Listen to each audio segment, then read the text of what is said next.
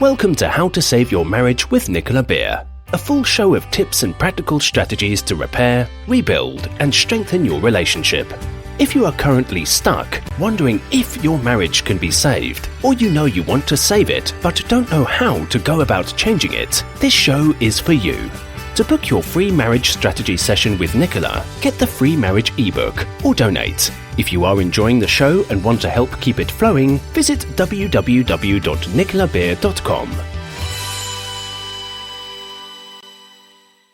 Hi and welcome, this is Nicola Beer and I'm so happy you're here. Today's topic was actually requested by lots of people from both of my podcast shows. So the listeners that listen to my How to Save Your Marriage with Nicola Beer and also those that listen to my Emotions and Eating podcast. So I thought in this episode I'd sort of bring them together because they are the result of people asking about what can I do? My husband has put on weight, I no longer find him attractive. Or what can I do? I hate my body and I'm no longer wanting to be intimate with my partner. Or what can I do? I'm eating because I'm lonely in my marriage. I'm eating because I'm fed up in my marriage. So because of all of these issues are kind of related, I wanted to talk about relationships, eating patterns, and how sex and food are often connected. That is, sometimes when we are missing that engaging sexual connection, that emotional connection, that deep connection, we can turn to food to fill that void. So I'm going to be talking a little bit more about that. So if this is interesting to you, stay tuned with me. And I do have some tips and strategies at the end, as well as some gifts that I can offer you. So yeah, join me. So love, relationships, obviously they are a wonderful thing. And love the first time with someone can take us by surprise and can put us into a whole nother world. When we meet someone that we develop strong feelings for, we often find ourselves indulging a little bit more, and after a while, perhaps not really taking into consideration how much we are consuming. The fact is, once you love someone and are comfortable with that person, you let your guard down. In the beginning, it may have all been about putting your best foot forward and always looking presentable. But after a while, we can find ourselves relaxing around our loved one and being at ease. And this can mean not wearing as much makeup, not fussing over appearance, obviously for girls, I don't know many men that wear makeup, but you know what I mean. We can be really overly focused on grooming ourselves, checking our hair, checking our smell, checking all things like that. And then we tend to do more normal stuff together. For example, on a Saturday night, you might find yourself eating takeaways on the couch in your tracksuit with your partner, watching box sets and movies, instead of getting dressed up to hit the bars or clubs. It becomes easy to put on the extra pounds, and there's nothing wrong with it, as long as you don't let it become something that gets in the way of how you feel about yourself or how you end up feeling in the relationship. Whether it's the start of the relationship, you've just gotten married, you've just had children, or you've been married for decades, the weight gain can come in different intervals.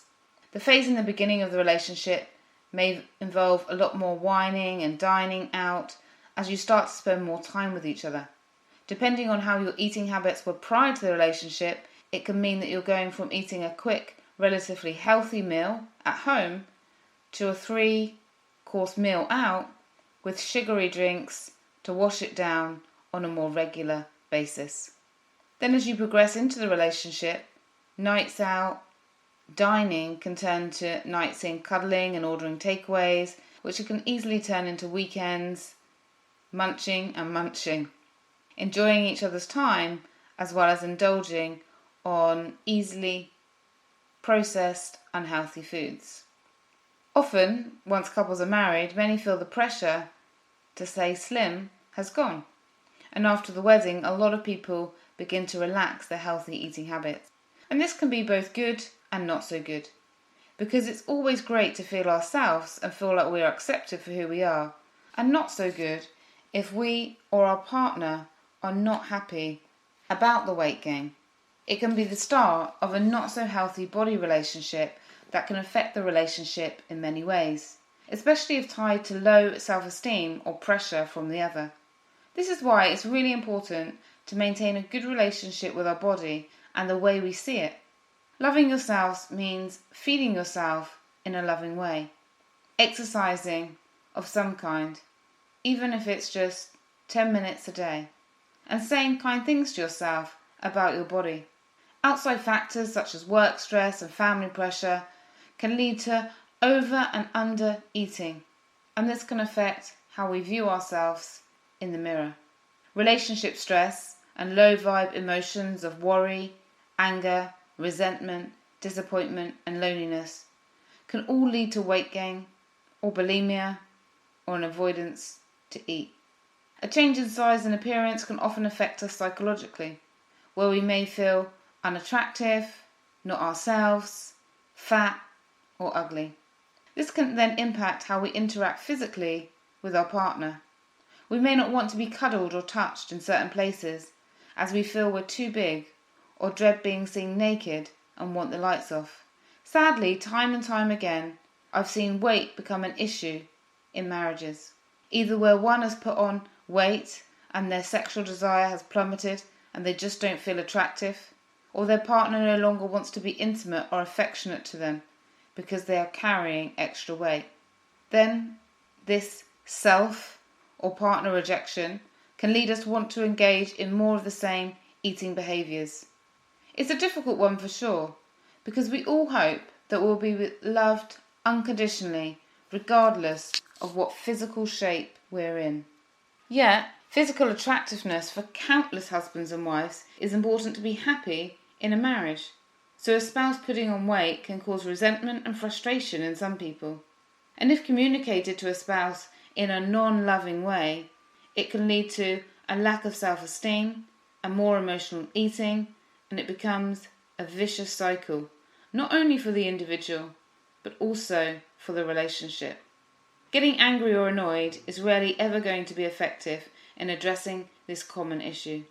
Compassion, understanding, and working together towards a common goal, a healthy and happy relationship, and a happy and healthy way of living often does.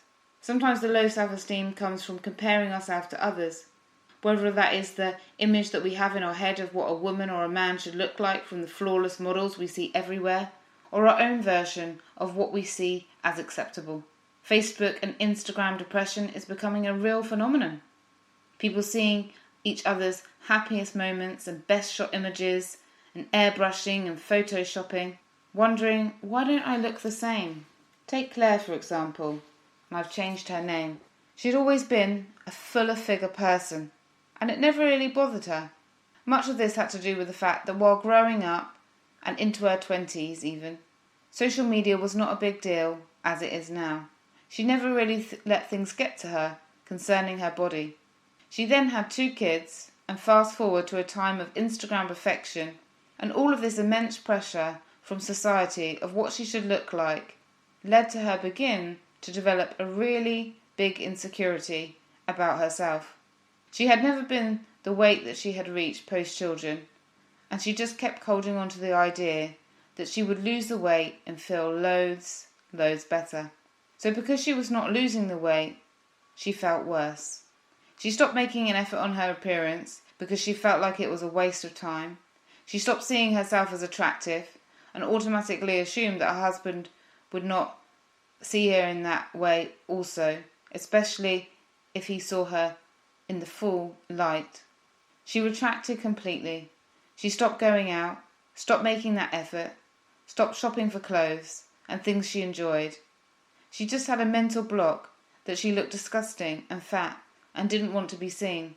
She didn't even like her face and avoided looking in the mirror as much as she could get away with, as it made her miserable.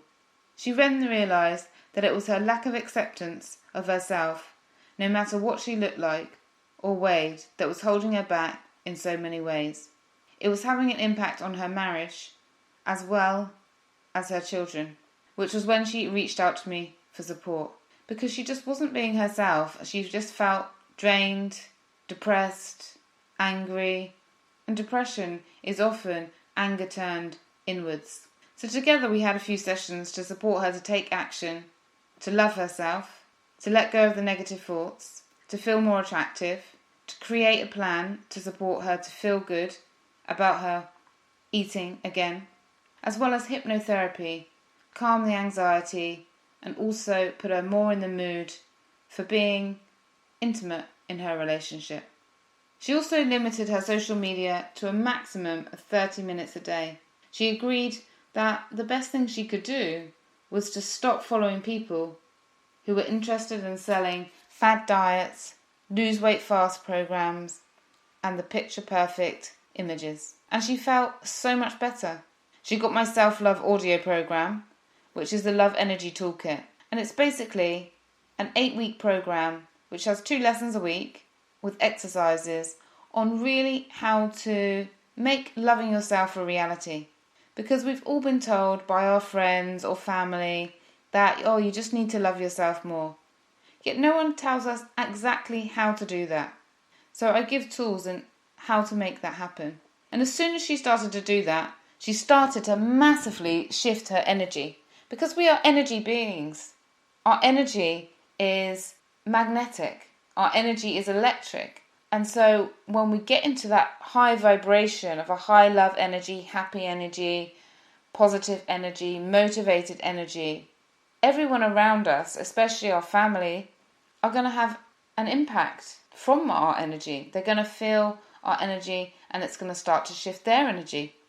And she also stopped comfort eating because with this positive energy, she had no need to reach for food to fill that void.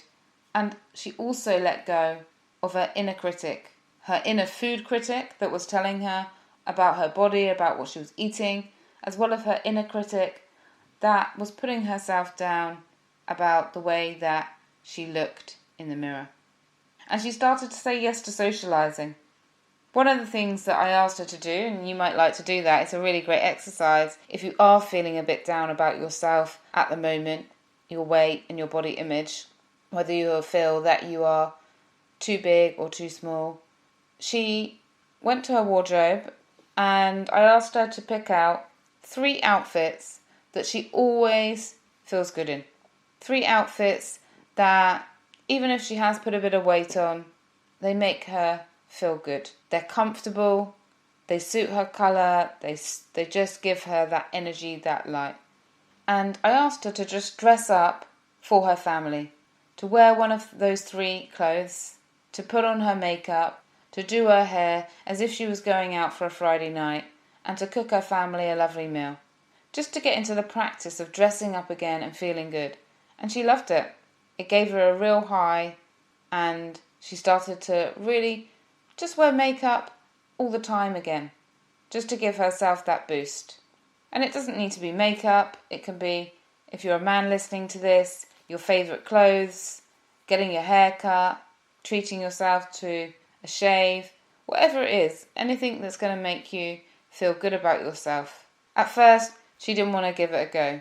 She said, "Why, Nicola? What is the point in doing this just to be at home?" But when she got into it and shaved her legs and put body butter all over her body, she did her hair and makeup, she listened to some upbeat music, she had a glass of wine while she made her dinner, she felt fantastic. And wearing the dress, she really, just her whole demeanour shifted. And when she met her family downstairs, they were delighted. Her children kept mentioning it, and she had that compliment and that reassurance that she received, really helped her boost her confidence. And her husband as well was giving her those words of appreciation, telling her how beautiful she looked.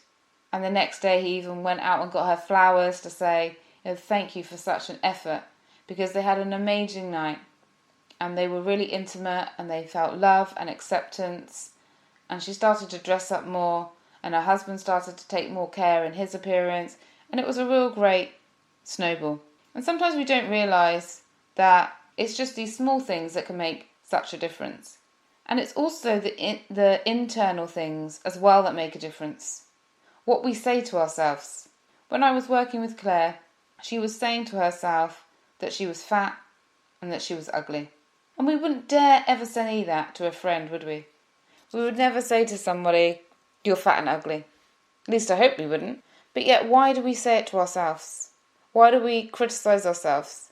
Why do we say that we look old, that we're too big, that our arms are flabby, our thighs are chunky, our stomach is disgusting? Changing this can be a major, major breakthrough in having a great relationship, as well as eating in a way that gives you vitality and in a way that you're happy with. The other problem with weight issues in a relationship is when we go through very stressful times. Things like affairs, which I work with on a daily basis, helping couples to repair after an affair, or helping individuals decide whether they want to stay or whether they want to leave. Many have questions: can they get past the anger? Can they move forward? Is it right to stay? Will they be okay? Then there's financial betrayal, any form of abuse, neglect, divorce threats, and breakups. All of this can affect our eating habits.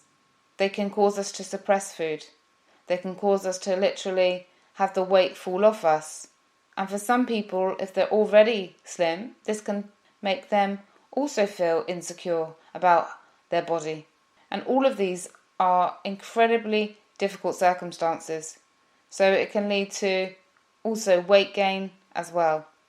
And what is really needed in all of these situations, all these kind of painful emotions, is love, freedom from judgment, and someone to talk to help you to work out how are you going to process these emotions, how are you going to process these life events and move forward, loving yourself, feeling stronger and happier. A husband or wife cheating, for example, can often lead to people to change their diet and eating habits.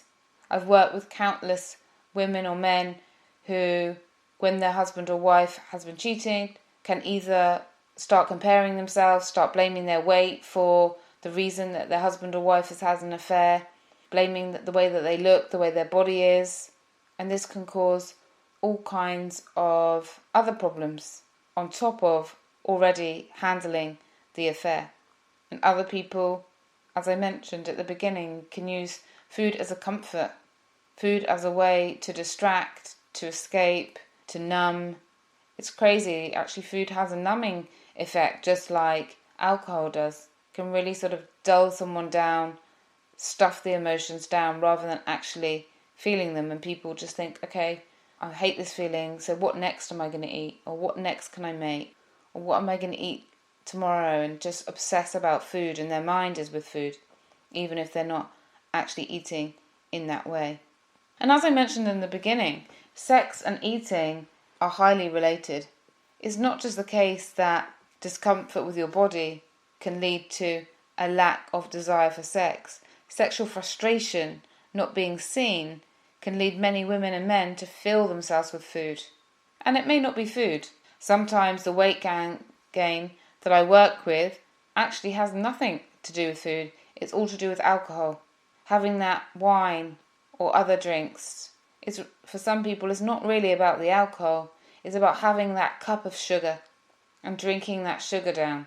Whether it's cocktails or liqueurs, wine, as I mentioned, getting that sugar rush from alcohol can be a way that some people like to escape. And then, of course, there is drugs or sleeping. And when people sleep hours to escape their life, or to escape what they're feeling in their relationship, or what's happened in their relationship, current or past, of course this will affect the exercise, the metabolism, and can lead to weight gain if someone is not really moving and is oversleeping. And also, not to mention that the not wanting sex because you're unhappy with yourself or you're malnourished, so let's say you're not eating and your hormones are not operating in the way that they should be, so it harms your sex drive, can also cause not only problems for you and feeling less happy and less connected to your partner, but your partner may also feel that you're no longer interested in them, and it may not be the case at all. It may be that you love your partner and you are attracted to them, but because of this eating habit, you no longer are interested in sex anymore. And there's lots of things you can do to change that. Obviously, do reach out to me. You can book a free session with me on my website, nicolabeer.com, where we can talk about how to increase libido, how to change eating habits, and anything else in the relationship related to this. It's really important here to get some support to change the way you think, feel, and work on any relationship issues. Whether that is with me or someone else, it's important to deal with them and ideally talk to your partner about how you are feeling. Compassionate communication when it comes to weight issues in relationship and intimacy issues in relationship goes a long way. And if you're interested in learning more about the compassionate communication tools that I go through, then just check out my YouTube channel. I've only recently put them up there, and I have some on marriage communication, compassionate communication tips. Just started doing videos, and hopefully I'm going to be creating a bit more, although I do love my podcast more, so we'll see if that happens. If you love yourself enough to work on changing your relationship and changing your eating habits, then talking about it is a great start. And if you're not feeling that love for yourself yet, then do check out my love program and just go to my website for that, because loving ourselves is key. And if you feel safe and loved and valued in your relationship, then talking is really, really good. You can share why you feel the way you feel. You can then come up with solutions together. And this can be wonderful, because often the person that is not receiving any sex feels unattractive, feels that perhaps it's their weight. Sometimes it's got absolutely nothing to do with that. And the other person could be battling with their eating issues and really feeling unattractive in how they feel as well. And they may also be blaming their weight. And so it's really good to discuss this and find a solution to move forward. We don't want to stay in the problems, but identifying the problems and then focusing on the solutions is definitely the key. Because if we don't say anything and we just carry on, and I see this in marriages all the time, and they come to me and then we're working through insecurity. Because insecurity is often something that comes up in relationships, and it can really affect relationships in a really damaging way. And often I help people to stop that feeling, that insecurity. I do hypnotherapy and give people strategies and do things to help boost that confidence, because insecurity can lead to exhaustion, overthinking all the time, thinking that you are being cheated on, or thinking that your partner doesn't love you, thinking that they don't care about you, thinking that you are ugly or unattractive or fat. It's just a horrible thing to keep going round and round and round. And sadly, it can often lead, and tragically I should say more than sadly, it can lead to the very thing that that person was afraid of. If you keep thinking, okay, my husband or wife, boyfriend or girlfriend is going to be cheating on me, or you accuse them of cheating on you, they can feel insecure and be wondering why you're avoiding them. You can feel insecure, and insecurity can then lead to affairs, because someone comes along, gives the attention, gives the appreciation, gives the affection, and then we can fall victim to this attention, to this appreciation, and this is how affairs can start, which is really awful when you think about it. The real thing that you need is probably that love and that reassurance and feeling valued from each other. And I have several processes, as I mentioned, to calm anxiety. Hypnotherapy is just one, where I do an online session with someone over the internet. I give them a recording, they listen to it again and again, and this starts changing the way that they feel about themselves. And then I also do other deeper processes online, or some people fly into Dubai and I give a 1-day breakthrough anxiety day. And it really helps to remove insecurity and to restore peace. And this key is not only important for relationships, it's also important for all areas of our lives. Sometimes we can be anxious about what's going to happen in the future, in our careers, in our family life, driving, all kinds of different areas.